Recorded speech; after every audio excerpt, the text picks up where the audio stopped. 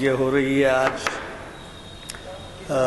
21 نومبر 2015 عیسوی مطابق 8 صفر 1437 ہجری بعد نماز عصر۔ معاف کرنا، یہ اس وجہ سے ضروری تھا کہ یہ دنیا بھر میں دیکھا جا رہا ہے، تو یہ کہاں ہو رہی ہے وہی نہیں بولا میں۔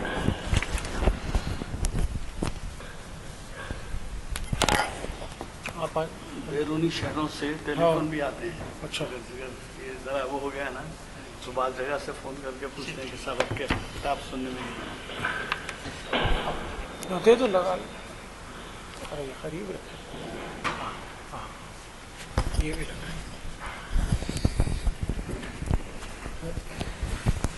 پورا سیٹ ہوئے گا کمپیوٹر آن کر لیں۔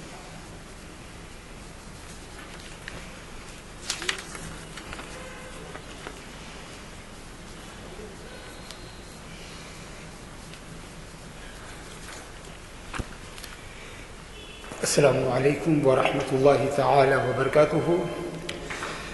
بسم اللہ الرحمن الرحیم وبہ سبحانہ وتعالی نستعین والصلاة والسلام علی المبعوث رحمۃ للعالمین وعلی آلہ واصحابہ ومن سار علی دربہ ونسج علی منوالہ الی یوم الدین۔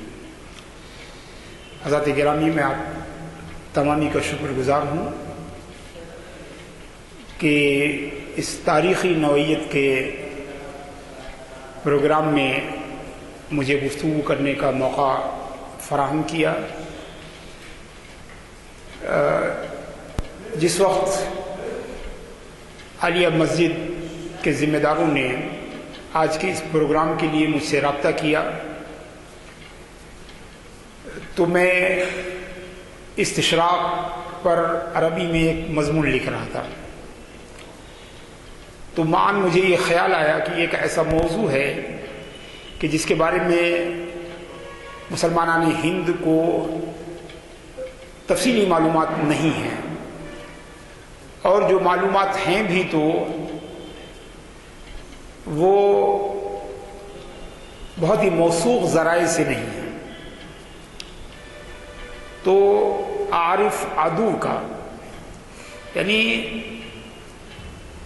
اپنے دشمن کو جاننا افضل من ان تعرف صدیقک، آپ کو اپنے دوست کو جاننے سے زیادہ اہم ہے۔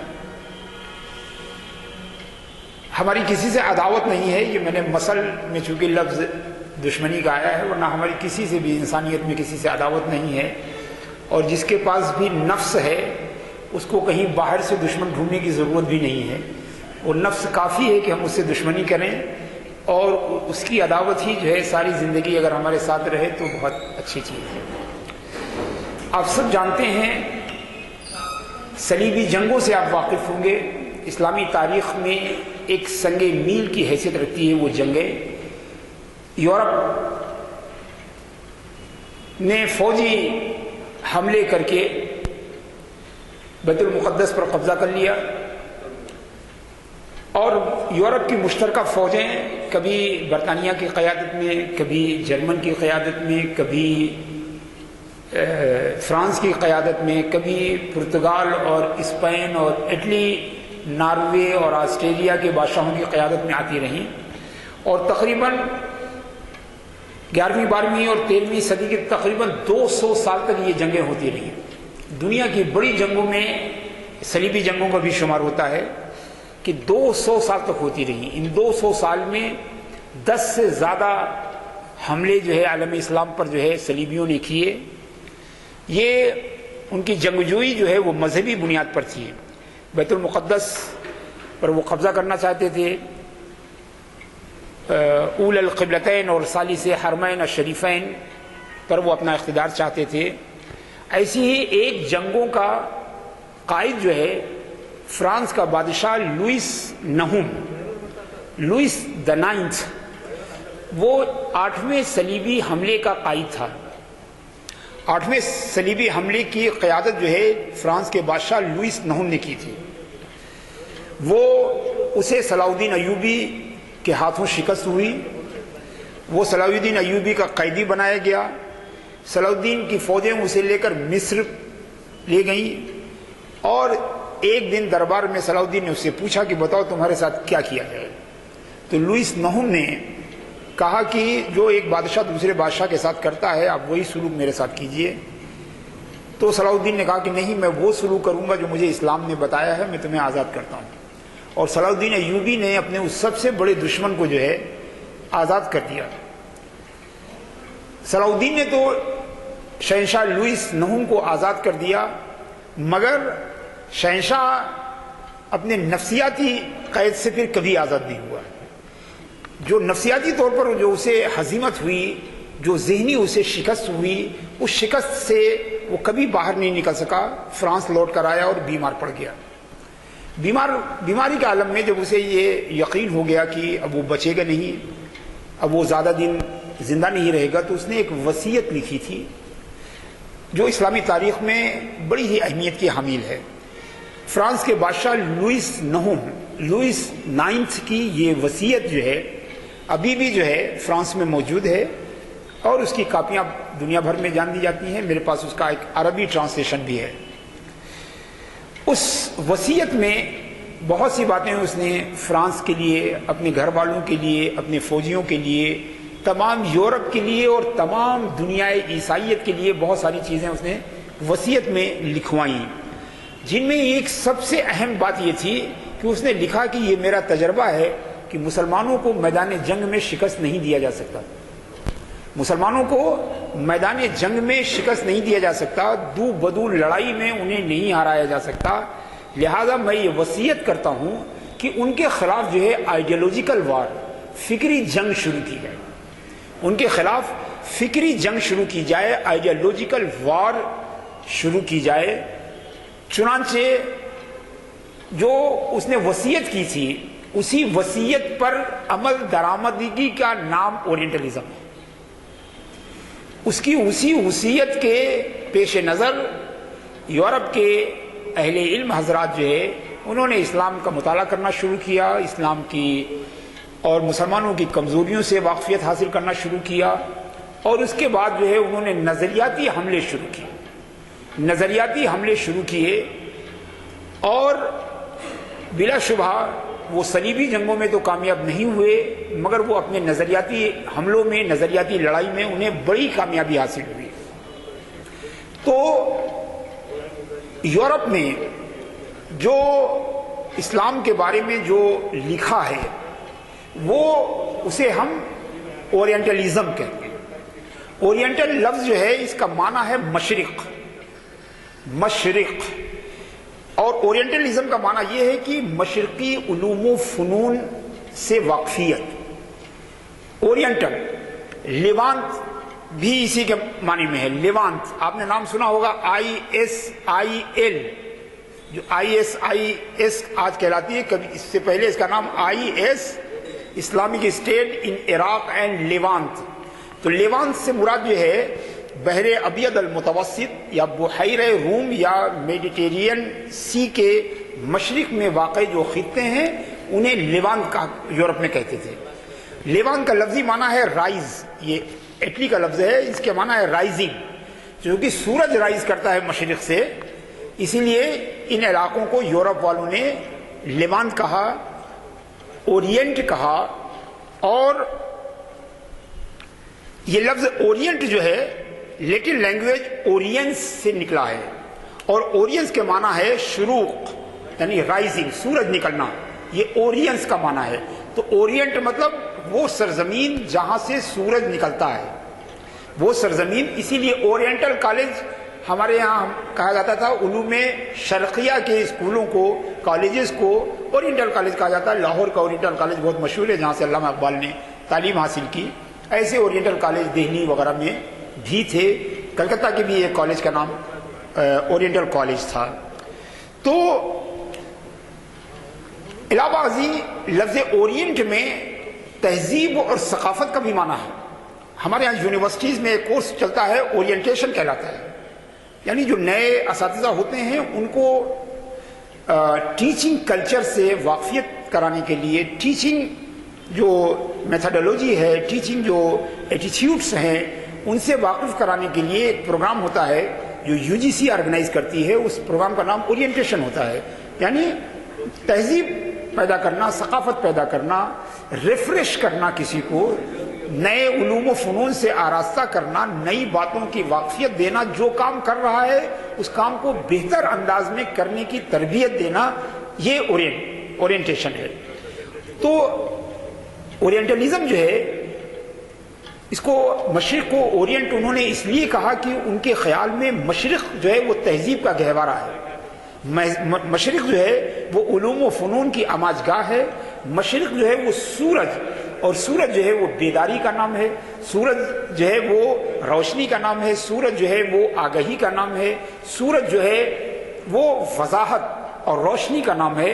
لہذا اورینٹلزم کا مطلب یہ ہوا کہ اس سرزمین کا علم و فن جہاں سے تہذیب پیدا ہے، جہاں ثقافت بستی ہے، جہاں علوم و فنون بستے ہیں، اسے اورینٹل کہتے۔ تو انہوں نے یہ اورینٹلزم اسی لیے عربی میں اس کا ترجمہ کیا گیا استشراق۔ یہ لفظ جو ہے ہم لوگ تو بہت ہی واقف ہیں۔ استشراق کا مطلب ہوا شرق، مشرق کی طلب، مشرق کی طلب۔ جیسے ہم کہتے ہیں استقبال، قبل کہتے ہیں سامنے کو، کسی کا مواجہہ، استقبال یعنی کسی کی طرف رخ کرنا، اب اسی کو مانا ہوا استقبال یعنی ویلکم۔ ظاہر سی بات ہے، آپ ویلکم کرتے ہیں تو اس کی طرف رخ کرتے ہیں، اس کی طرف متوجہ ہوتے ہیں، تو وہ استقبال ہے۔ اسی طرح استشراق کا مطلب ہوا تھا مشرق کی طلب، اور مشرق کی طلب جو ہے مشرق کے علوم و فنون، تہذیب و ثقافت، علم اور آگہی کے طلب کے ذریعے ہی ممکن ہے۔ یہ لفظ معنی ہوا مشرق کا لغوی معنی ہوا، یا اورینٹلزم کا لغوی معنی جو ہے یہ ہے کہ جہاں سے سورج نکلتا ہے وہاں کے علوم و فنون سے آگہی۔ مشرق کا جغرافیائی مفہوم جو ہے تھوڑا گنجلک ہے۔ اگر آپ دیکھیں تو مشرق کا جغرافیائی مفہوم جو ہے وہ کوئی متعین چیز نہیں ہے۔ مثلا ہم بنگلہ دیش سے جو ہے وہ مغرب میں رہتے ہیں، مگر سعودی عرب سے مشرق میں رہتے ہیں۔ سعودی عربیہ ہم سے مغرب میں ہے مگر مصر سے مشرق میں ہے، مصر جو ہے وہ سعودی عربیہ کے مغرب میں ہے مگر لیبیا سے مشرق میں ہے۔ تو یہ ایک ریلیٹیو چیز ہے۔ اور اگر آپ دیکھیں تو مراکش، لیبیا، الجزائر، گھانا، چاڈ، مالی، یہ وہ مسلم ملک ہیں جو بہت سے یورپین ممالک کے کمپیریٹیولی ویسٹ میں پڑھتے ہیں، مگر وہاں کی اسٹڈیز کو بھی اورینٹلزم کہتے ہیں۔ تو پتہ چلا کہ اورینٹلزم میں جو مشرق ہے اس کا جغرافیائی معنی معتبر نہیں ہے۔ جغرافیائی معنی یعنی روس جو ہے، بلاڈی واسٹک جو ہمارے انڈیا سے بھی ایسٹ میں ہے، وہاں پر بیٹھنے والا کوئی روسی عالم محقق جب عالم اسلام کے بارے میں کچھ لکھتا ہے تو اس کی تحریر کو اورینٹلزم کہتے ہیں، اور اس لکھنے والے کو اورینٹسٹ کہتے ہیں۔ تو ظاہر سی بات ہے وہ ہم سے بھی زیادہ مشرق میں ہے۔ تو استشراق کے بجائے اس کے کام کو استغراب کہنا چاہیے، مغرب کی طلب کہنی چاہیے۔ تو پتہ چلا کہ لفظ استشراق میں جغرافیائی مفہوم جو ہے زیادہ معتبر نہیں ہے، بلکہ اس سے زیادہ تہذیبی مفہوم ہے، دینی مفہوم ہے۔ یورپ سے لے کر اور رشیا تک، پرتگال سے لے کر اور ماسکو تک، لندن سے لے کر اور وارسوا تک، یہ تمام ممالک بہت سے اسلامی ممالک کے مقابلے میں مشرق میں واقع ہیں، مگر ان کا دین ایک ہے، ان کی تہذیب ایک ہے، ان کی ثقافت ایک ہے، ان کا رنگ ایک ہے، ان کا کلچر ایک ہے۔ لہذا مشرق اور مغرب کے جغرافیائی مفہوم سے قطع نظر ان سب کو مغربی قرار دیا، انہوں نے خود اپنے کو مغربی مانا۔ اور مسلمان جو افریقہ اور ایشیا میں رہتے ہیں ان کو انہوں نے مشرق قرار دیا، ان کو انہوں نے مشرق قرار دیا، چونکہ بنیادی طور پر اگر آپ دیکھیں تو دنیا میں ہمیشہ دو طاقتیں تھیں، ایک مشرق کی نمائندگی کرتی تھی، ایک مغرب کی نمائندگی کرتی تھی۔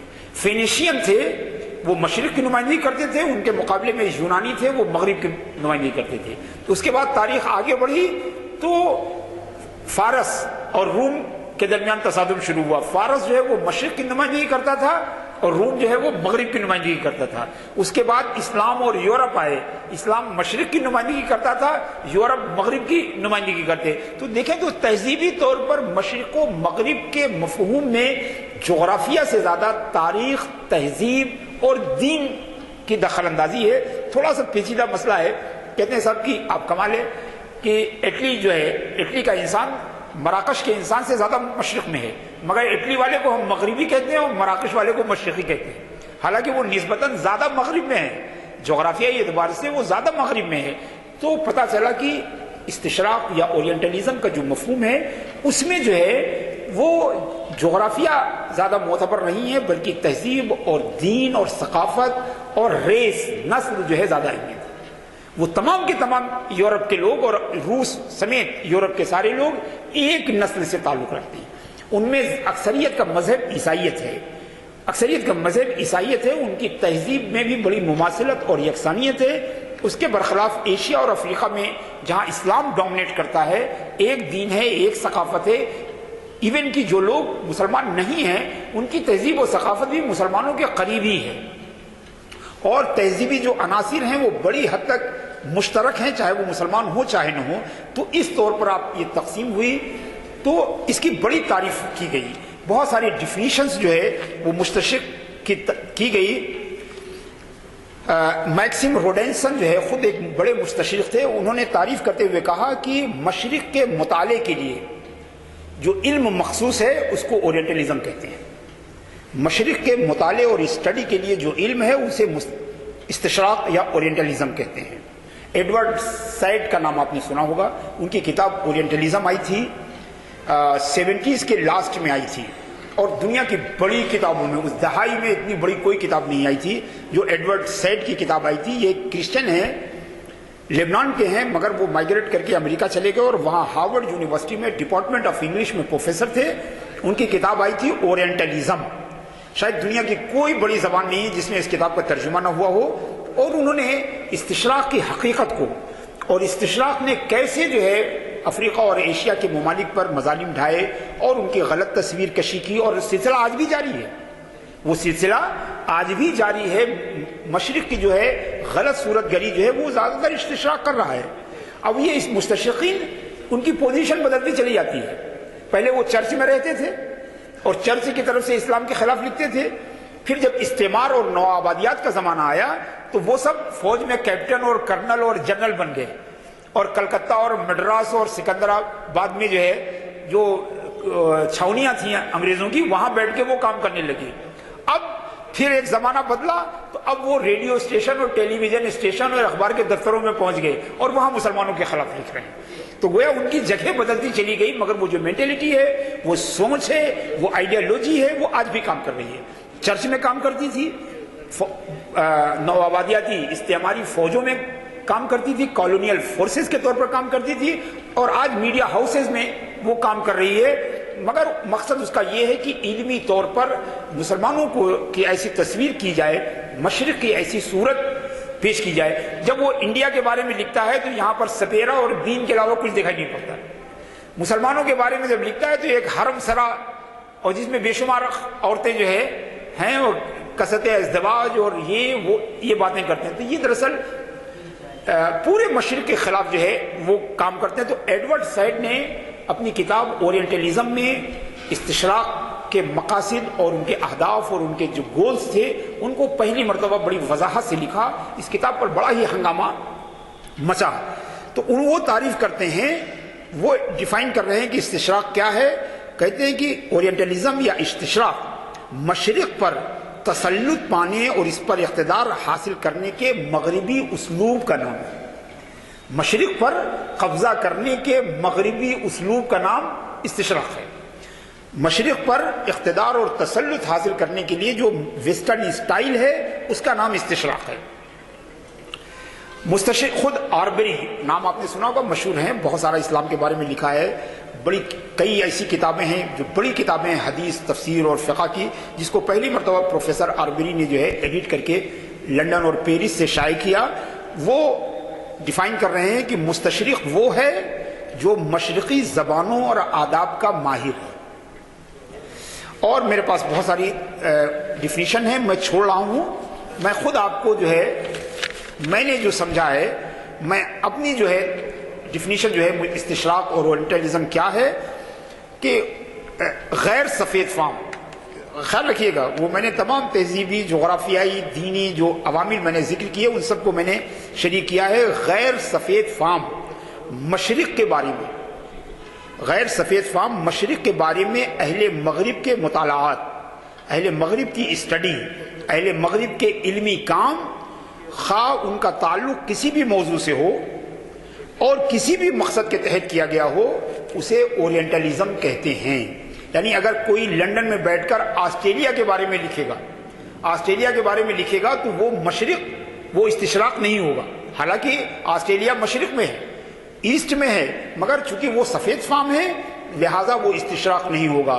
لیکن لندن میں بیٹھ کر اگر کوئی آسام اور بنگال کے بارے میں لکھے گا تو وہ استشراق کہلائے گا، اگر وہ نیوزی لینڈ کے بارے میں لکھے گا تو وہ استشراق کہلائے گا، چونکہ وہ غیر یورپین اوریجن ہے، سفید فام نہیں ہے، وائٹ پیپل نہیں ہے۔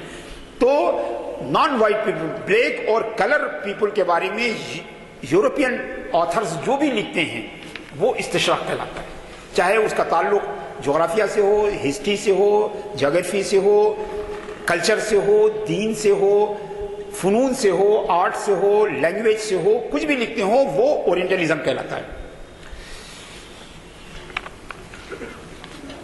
اورینٹلزم کو سمجھنے کے بعد شروعات کب سے ہوئی؟ میں نے آپ کو بتایا کہ اس کی اصل شروعات زیادہ تر علماء کے نزدیک، زیادہ تر مفکرین کے نزدیک اس کی شروعات لوئس 9 کے وصیت کے سے یہ شروع ہوا، مگر علماء کی اس پہ رائے بہت ہی مختلف ہے۔ استشراق کے آغاز و ابتدا کے بارے میں کوئی قطعی اور حتمی دلیل موجود نہیں کہ کب سے شروع ہے۔ یعنی مشرق کا مطالعہ تو لوئس 9 سے پہلے بھی ہو رہا تھا، پہلے بھی یورپ کے سیاح آتے تھے، یورپ کے تاجر آتے تھے، وہ یہاں کے بارے میں لکھتے تھے، مالابار کے بارے میں۔ مالابار تو مطلب وہ کیپ آف گڈ ہوپ کا راستہ تو نہیں کھلا ہوا تھا، مگر وہ ایران سے ہو کے اور روس سے آنے والے اور جزیرے عرب سے یورپین تاجر آتے تھے، اور انہوں نے اس کے بارے میں لکھا ہے۔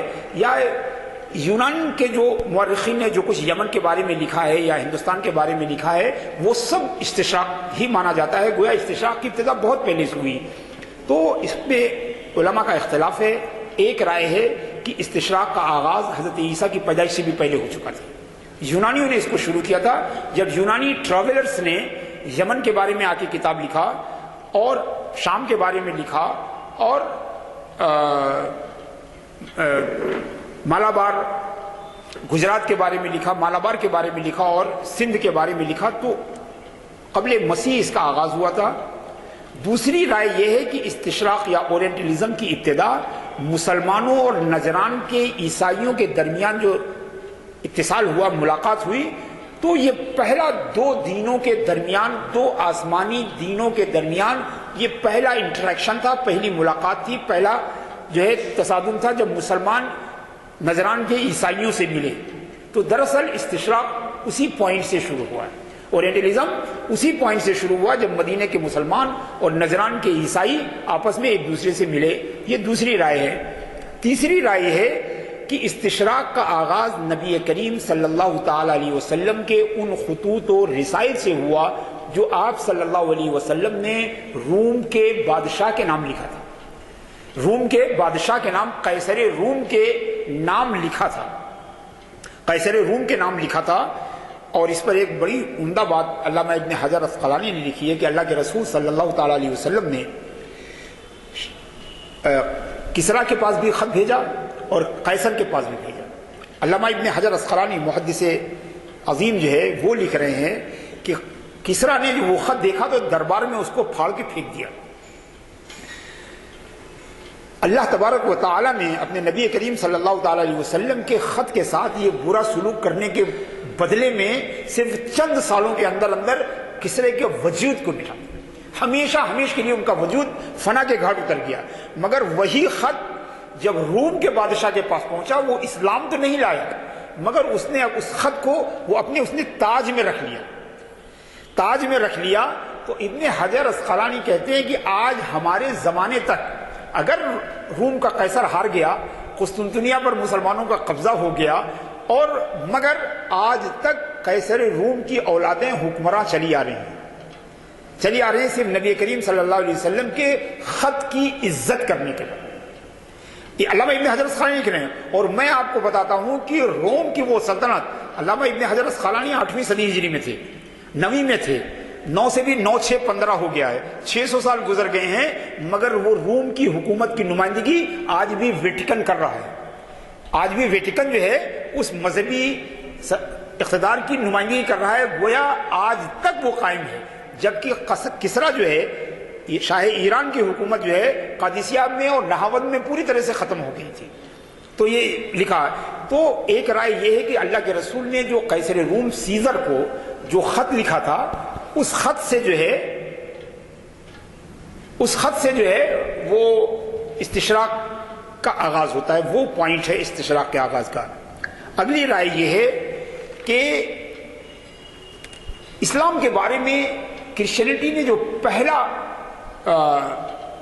رد عمل ریٹن جو ریئیکشن تھا، اس کے بارے میں آپ جان لیجئے کہ دمشقس میں اسلام کے زمانے میں ایک پادری رہتے تھے جن کا نام تھا یوحنا. وہ یوحنا دمشقی جو ہے اس کے نام سے جانے جاتے ہیں. سب سے پہلے اسلام کی مخالفت میں تحریر جو ہے اسی پادری نے لکھی تھی. تاریخی طور پر یہ ثابت ہے کہ کسی بھی عیسائی نے زبانی کچھ بھی کہا ہو، نجران والوں نے کہا ہو، طائف والوں نے کہا ہو، یا اور مدینے کے عیسائیوں نے کچھ زبانی کہا ہو اسلام کے خلاف، مگر ریٹن میں کسی کرسچن نے جو پہلی تحریر ریٹن میں لکھی اسلام کے خلاف، وہ یوحنا نام کے پادری تھے جو دمشق میں رہتے تھے. جان دمشقی کہلاتے ہیں، جان آف دمسکس. انہوں نے پہلی مرتبہ اسلام کے اگینسٹ میں کتاب لکھی. بعض مفکرین کی رائے ہے کہ اورینٹلزم اور استشراق کی ابتدا جو ہے وہ جان آف ڈمسکس یوحنا دمشقی کی تحریر سے جو ہے اورینٹلزم کا آغاز ہوتا ہے. ایک رائے یہ ہے کہ جب مسلمان اور یورپ اندلس میں ایک دوسرے کے روبرو ہوئے، ایک دوسرے کو جانا، ایک دوسرے کی تہذیب اور ثقافت سے انٹریکٹ ہوئے، تو اندلس میں جو ہے استشراق کی شروعات ہوئی. اور وہیں سے اندلس کی جو یونیورسٹیز تھی وہاں آ کر عیسائیوں نے تعلیم حاصل کی، وہاں آ کر عیسائیوں نے جو ہے علوم و فنون حاصل کیے، اور وہیں سے استشراق کا آغاز ہوا. چھٹی رائے یہ ہے جو میں نے آپ سے شروع میں عرض کیا تھا کہ استشراق کا آغاز لوئس نہوم، نویں جو شہنشاہ لوئس تھے، لوئس 9 جو ہے ان کی وصیت سے استشراق کا آغاز ہوا. اور 7ویں رائے یہ ہے کہ استشراق کی ابتدا ویانا میں جو ہے ایک کانفرنس ہوئی تھی. ویانا میں ایک کانفرنس ہوئی تھی 11ویں صدی میں، یعنی اسلام کے آنے کے 300 سال بعد ویانا میں ایک کانفرنس ہوئی تھی جس میں پورے یورپ کے عیسائی اکٹھا ہوئے تھے، ان کے پادری اکٹھا ہوئے تھے، اور پوپ بھی اس میں شریک ہوئے تھے. اور وہاں یہ فیصلہ کیا گیا تھا کہ اسلام کے خلاف جو ہے آئیڈیالوجیکل جو ہے وار جو ہے شروع کی جائے، اسلام کے خلاف جو ہے باقاعدہ لکھا جائے، اسلام کے خلاف کتابیں تیار کی جائیں اور اسلام کے بارے میں معلومات حاصل کی جائے. چنانچہ اسی اکیڈمی نے قرآن کو ترجمہ کرنے کا حکم دیا اور تمام بڑی اسلامی کتابوں کو جو ہے لیٹن میں اور یورپ کی دوسری زبانوں میں ترجمہ کرنے کا فیصلہ کیا. تو بعض رائے یہ ہے کہ ویانا کانفرنس سے استشراق کی ابتدا ہوئی ہے. اور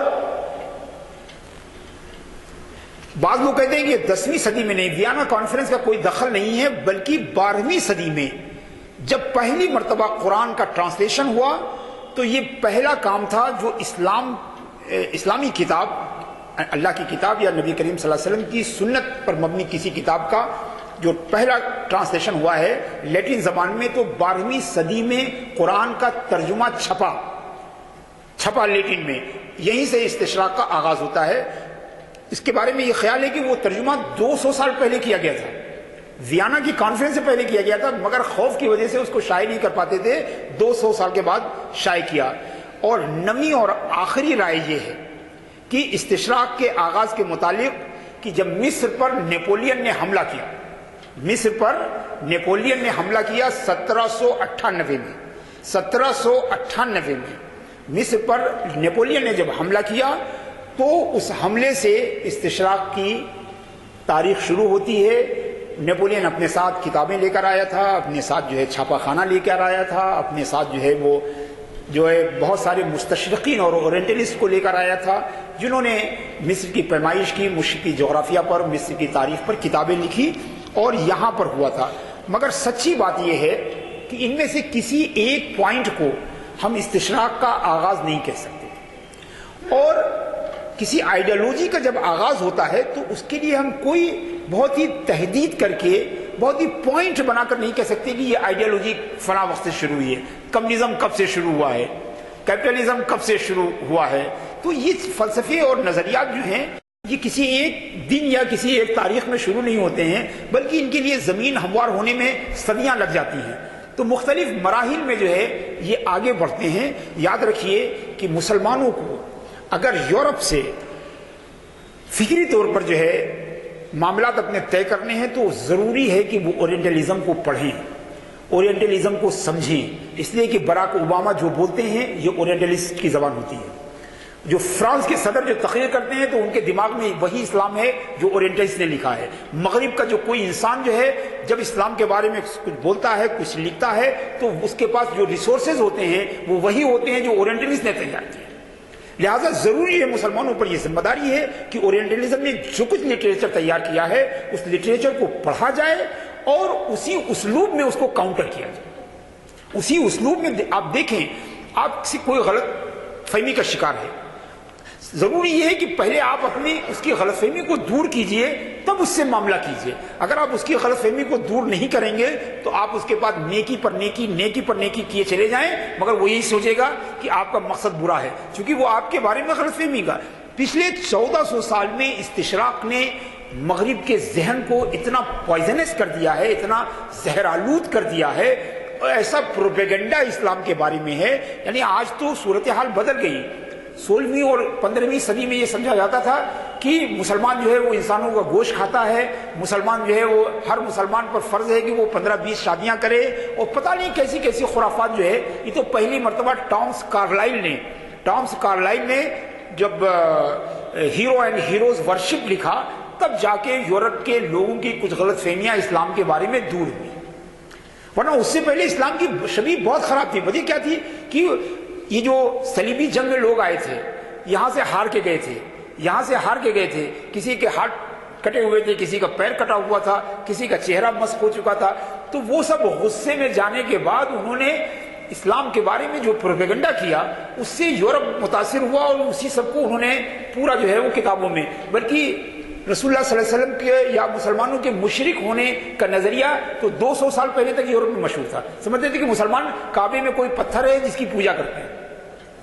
تو یہ دراصل وہ جو پادری وغیرہ تھے جو مذہبی جذبات میں ڈوبے ہوئے تھے، انہوں نے اپنے کو سچا ثابت کرنے کے لیے اور یورپ والوں کو جو ہے اسلام سے دور رکھنے کے لیے اسلام کے بارے میں ایک بڑا پروپیگنڈا غلط کیا.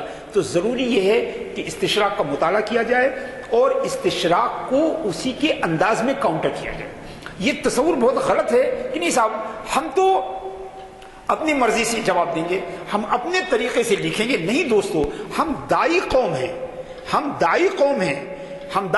ہمارا مقصد یہ ہونا چاہیے کہ سامنے والا جس طرح سمجھتا ہے ویسے ہی سمجھائیں، جس زبان میں سمجھتا ہے اس زبان میں سمجھائیں، جس اسلوب میں سمجھتا ہے اس اسلوب میں سمجھائیں. آخر آپ نے دیکھا ہے ایک مسلمان مسجد میں آتا ہے تو طرح طرح کے جھگڑے پیدا کرتا ہے. اس کی نماز صحیح نہیں ہے، اس کا روزہ صحیح نہیں ہے، اس کا پاجامہ صحیح نہیں ہے، اس کی ٹوپی صحیح نہیں ہے، اس کا کرتا صحیح نہیں ہے، اس کا. اور وہی مسلمان جا کے اپنے دکان پر بیٹھتا ہے تو جتنے گراہک آتے ہیں سب سے ہنس کے بات کرتا ہے.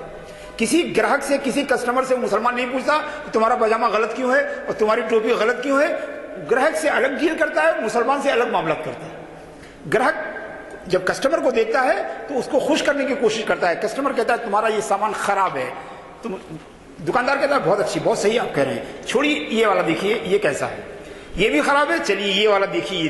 تو ہم گراہک سے ناراض نہیں ہوتے چونکہ ہم چاہتے ہیں کہ ہمارا کچھ سامان بک جائے. مگر ہم ایک دکان اور بھی تو کھولے ہوئے نا، دعوت کی دکان، توحید کی دکان، رسالت کی دکان. یہ اس کا جو سامان ڈم پڑا ہوا ہے اس کا کوئی خریدار نہیں آتا، جو آتا ہے ہم اس کو بھگا دیتے ہیں. ارے اس دکان کے خریداروں کو بھی قریب لائیے، ان کو بھی آپ اپنے قریب لائیے. اگر وہ اردو نہیں سمجھتے تو آپ انگریزی میں ان کو سمجھائیے، اگر وہ انگریزی نہیں سمجھتے ہیں، اگر آپ سیدھے نہیں. تو دراصل بنیادی طور پر یہ اسلوب بدلنے کی ضرورت ہے. اور یورپ میں یہی وجہ ہے کہ یورپ میں جو غلط فہمیاں ہیں، یورپ میں جو مس انڈرسٹینڈنگ ہے اسلام کو لے کر، چھوٹی سی کوئی بات ہوتی ہے وہ پورے 1400 سال کے لٹریچر میں جا کے جڑ جاتی ہے کہ ہاں ضرور ایسا ہی ہوا ہوگا. تو ضروری ہے کہ اورینٹلزم کو سمجھا جائے، اورینٹلزم کو جانا جائے کہ ان کا طریقہ کار کیا ہے، انہوں نے کیا کیا غلط فہمیاں پیدا کی ہیں، اور انہیں علمی طور پر کاؤنٹر کیا جائے، علمی طور پر بتایا جائے. کارٹون نکلتا ہے اسلام کے خلاف، ہم چاہتے ہیں کہ اس کارٹون والے کو بم سے اڑا دیں. آپ سمجھتے ہیں کہ کتنے لوگوں کو آپ بم سے اڑائیں گے، کتنے لوگوں کو آپ گولیوں سے؟ آپ بتائیے 1400 سال سے اورینٹلسٹوں نے جو لٹریچر تیار کیا ہے، اس لٹریچر میں نبی کریم صلی اللہ تعالی علیہ وسلم کی وہی شبیہ ابھرتی ہے جو ڈنمارک کے اخبار میں جو کارٹون نکلا تھا اس کارٹون ہی کی شبیہ بنتی ہے. تو جب تک وہ لٹریچر موجود ہے، آپ اخبار والے کو مار کے آپ کام پورا نہیں کر سکتے، کیونکہ آپ ایک کو مار دیجئے گا، دوسرا سمجھے گا کہ بالکل جو تصویر بنائی گئی ہے وہ بالکل صحیح ہے. مسلمان بالکل جیسا ہم کہا ہے کہ یہ وحشی ہیں، ہمجی ہیں، جنگلی ہیں، غیر مہذب ہیں، بالکل صحیح ہے. دیکھیے بات چیت کرنے کے بجائے اڑا دیا. تو گویا ہم اپنے اس عمل کے ذریعے ان کی جو تصویر ہے اس کو ویریفائی کرتے ہیں. لہذا ضروری ہے میں نے اس موضوع کو اسی لیے کیا کہ یہ موضوع بے حد اہم ہے، اور اس پر جو ہے باقاعدہ طور پر کام ہونے کی ضرورت ہے، تاکہ جو غلط فہمیاں اورینٹلسٹ نے اپنی کتابوں میں، اپنی تحریروں میں پیدا کی ہیں، ان کو ہم علمی طور پر دور کریں. اور علم کا جواب علم ہوتا ہے، علم کا جواب بندوق نہیں ہے، علم کا جواب گولی نہیں ہے، علم کا جواب علم ہوتا ہے. انہوں نے یہ ساری غلط فہمی جو ہے وہ علم کے ذریعے کی ہے. لہذا ضروری ہے کہ علم کے جواب میں ہم علم پیدا کریں. اگر وہ سمجھا رہے ہیں کہ نبی کریم صلی اللہ علیہ وسلم نے شدت پسندی کی تعلیم دی ہے، ہماری ذمہ داری ہے کہ دنیا کی 150 زبانوں میں ہم نبی کریم صلی اللہ تعالی علیہ وسلم کی رحمت والی تعلیم کو گھر گھر تک پہنچائیں، ایک ایک آدمی تک اس کو پہنچائیں، تب جا کے ہماری ذمہ داری پوری ہوگی. آپ کسی نے کارٹون بنا دیا، ہم اس کو مار رہے ہیں، 10 کارٹون بنانے والے تیار ہو جائیں گے. 10 کو آپ مار دیجئے گا، 100 بنانے والے ہو جائیں گے. ہمارا مقصد یہ نہیں ہے کہ ہم مخالفین کو ختم کرتے جائیں، بلکہ ہمارا مقصد یہ ہے کہ ہم مخالفین کو موافقین بنائیں، ہم لوگوں کو اپنا بنائیں، ہم لوگوں کو اپنے سے قریب کریں. اور قریب کرنے کی پالیسی دوسری ہوتی ہے اور بھگانے کی پالیسی دوسری ہوتی ہے. آپ بھگانے والی پالیسی کے ذریعے لوگوں کو قریب نہیں کر سکتے، لوگوں کو اپنے پاس نہیں بلا سکتے. تو ضروری ہے کہ اورینٹلزم کی امپورٹنس یہی ہے کہ ہم اس کے ذریعے جانتے ہیں، ہم اس کے ذریعے سمجھتے ہیں کہ کیا کیا غلط فہمیاں ہیں یورپ کے دل و دماغ میں. میں سرسری طور پر آپ کو چند اسٹیشنز جو ہیں استشراق کے جو ہے ہم اس کو بیان کرتے ہیں. کہ سب سے پہلا تاریخی مرحلہ یہ ہے کہ جب اورینٹلسٹ مغرب کے لوگ ظلمتوں میں ڈوبے ہوئے تھے، اندھیرے میں ڈوبے ہوئے تھے، وہاں علم نہیں تھا، وہاں تعلیم نہیں تھی، اور اس کے برخلاف قرطبہ میں، غرناطہ میں، دمشق میں، بغداد میں، سمرقند میں، بخارا میں دنیا کی عظیم ترین یونیورسٹیاں قائم تھیں. اور اس علم کو لینے کے لیے اس یونیورسٹیوں میں قرآن و حدیث بھی پڑھایا جاتا تھا، اور اس میں فزکس، کیمسٹری، بایولوجی، نجوم یہ بھی پڑھایا جاتا تھا. اور قرطبہ اور غرناطہ کی یونیورسٹیز میں یورپ کے لوگ آ کے تعلیم حاصل کرنا شروع کی. یہ پہلا اسٹیشن ہے. اور ایسا نہیں تھا، یہ جو سفر تھے، علمی سفر تھے، وہ 2 طرح کے تھے، انڈیویجول اور گروپ میں.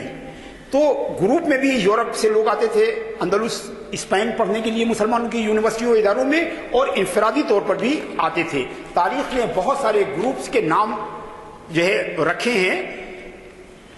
ان میں ایک بہت بڑا نام ہے جس نے اندلس میں آ کے پوری تعلیم، یعنی حروف شناسی سے لے کر اور فلسفے کی اعلیٰ ترین تعلیم حاصل کی. اس کا نام ہے جربرٹ آف اوریا. یہ 916 میں جو ہے پیدا ہوئے اور 1003 میں ان کا انتقال ہوا. اور یہ یورپ میں مسلمان کے مدرسے اور یونیورسٹی میں تعلیم حاصل کرنے والے یہ پہلے یورپین ہیں جو بعد میں روم کے پاپا بھی بنائے گئے، یعنی سب سے بڑے مذہبی منصب تک یہ پہنچے تھے. اس کے علاوہ جیرارڈ کیرومونی کا نام آتا ہے. اس کے علاوہ پیٹر دا وینریبل، یہ بھی 11ویں صدی کے تھے، ان کا نام آتا ہے. یہ بڑے بڑے پادری ہیں. میں نے جربرٹ ہے، جیرارڈ ہیں، پیٹر دا وینریبل ہیں، یہ بڑے پادری ہیں جو یورپ کی تاریخ میں بڑا مقام رکھتے ہیں. ان سب نے مسلمانوں کے اداروں میں آ کر اندلس میں جو ہے وہ تعلیم حاصل کی.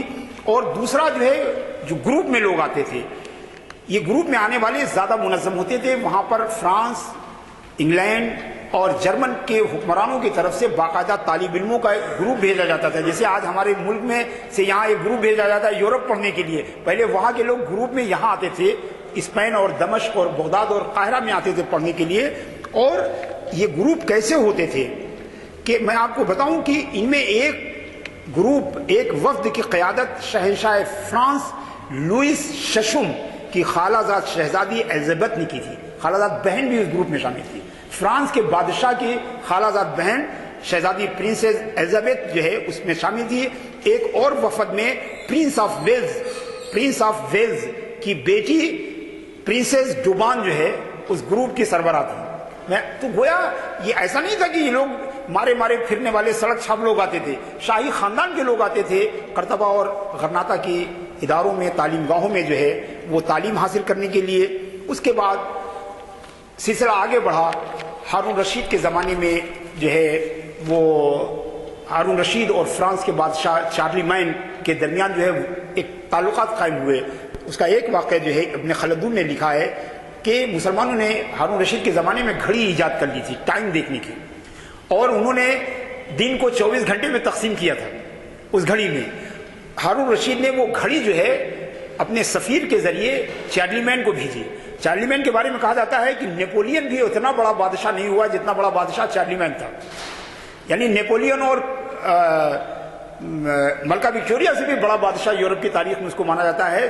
چارلیمین دا گریٹ کہا جاتا ہے. جیسے ہم مغل اعظم کہتے ہیں اکبر کو، وہ چارلیمین دا گریٹ کہلاتا ہے. ہارون رشید نے اس کو ایک گھڑی بھیجی، تو جب دربار میں پہنچ کر اس کے سفیر نے گھڑی پیش کی تو ہارون رشید نے وہ گھڑی ہاتھ میں لی. گھڑی ہاتھ میں لی تو اس میں سے ٹک ٹک ٹک ٹک کی آواز آ رہی تھی.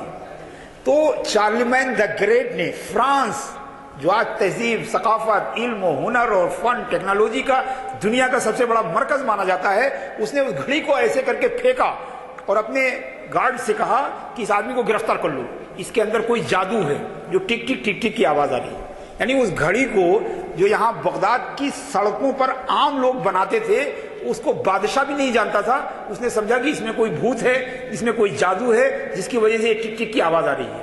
اور جب پورے دن اس گھڑی سے کوئی جادو نہیں نکلا، اس گھڑی سے کوئی اثر ظاہر نہیں ہوا، تب جا کے بادشاہ نے اس کو چھوڑا. تو دراصل یہ ایک بڑی تفصیلی کہانی ہے. میں پہلے ہی اسٹیشن پر ہوں اور 5:30 بج چکے ہیں. تو اس طرح اورینٹلزم کا آغاز ہوا، اور اورینٹلزم کی تدریس، اس سے استفادہ جو ہے وہ بے حد ضروری ہے. میں تو آج صرف تمہیدی مضامین میں ہی میرا وقت جو ہے وہ ختم ہو گیا، نماز مغرب کا وقت ہے. اگر انشاءاللہ موقع رہا تو یہ میں پہلے ہی صفحہ کھولا ہوا ہے اور یہ میرے سامنے کھلا ہوا ہے، لیکن اس میں باتیں بڑی امپورٹنٹ ہیں کہ اورینٹلزم کی یہ تاریخ کتنے مراحل سے، یہ تعلیم کا مرحلہ، پھر سفارت کا مرحلہ یعنی ایمبیسیز کھلنے کا مرحلہ، اس کے بعد پھر جو ہے سیمینار اور کانفرنسز میں آنے جانے کا مرحلہ، اس کے بعد صلیبی جنگوں کا مرحلہ، اس میں بھی بڑی تبادلے. جب جنگیں ہوتی ہیں تو جنگ کے بغل بغل میں علمی جو ہے ثقافتی تبادلے بھی ہوتے ہیں، اس کا پتہ ہی نہیں چلتا لوگوں کو. اس کے پھر سب سے بڑا جو اورینٹلزم تھا، آپ جانتے ہیں کہ کلکتہ میں فورٹ ولیم کالج جو ہے وہ ہندوستانیوں کی خدمت کرنے کے لیے نہیں آئے تھے. وہ فورٹ ولیم کالج انہوں نے کھولا تھا تاکہ ان کے افسر اور بابو لوگ مقامی زبان سیکھ لیں تاکہ ان کی حکومت آسانی سے چل سکے. اور اس طرح پورے ملک میں انہوں نے کالجز کا جال بچھایا تھا، جس کا مقصد یہ تھا کہ مقامی لوگوں کو سمجھنا اور ان پر کیسے حکمرانی کی جائے اس کے طریقے کو سمجھنا. تو انشاءاللہ اگر وقت رہا اور فرصت ملی تو میں اس موضوع پر آگے گفتگو کروں گا. وقت کے تقاضے کے مطابق میں اپنی بات ختم کرتا ہوں. اور وصلی اللہ تعالی علی خیر خلقہ سیدنا و مولانا و حبیبنا محمد وعلی آلہ وصحبہ اجمعین. آپ حضرات کا بہت بہت شکریہ. السلام علیکم. یوحنا نے سب سے پہلے تحریری طور پر اسلام کی مخالفت کی ہو. کس نے؟ یوحنا دمشق نے. ہاں، یہ میری کیا مخالفت کی اسلام کے بارے میں. اسلام دین جو ہے آسمانی نہیں ہے، اور نبی کریم صلی اللہ علیہ وسلم اللہ کے نبی نہیں ہے، اور قرآن اللہ کی کتاب وغیرہ نہیں ہے. اس نے باقاعدہ لکھا ہے. وہ کتاب تو موجود نہیں ہے، مگر اس کتاب میں کیا کیا تھا یہ دوسری کتابوں میں نقل کیا گیا ہے. کوئی بات اگر آپ پوچھنا چاہتے ہیں کہ اس میں، کیونکہ بہت جلدی میں یہ ساری باتیں انفارمیشن آپ تک پہنچانے کی کوشش. میں جانتا ہوں ان کو بہت اچھی طرح سے.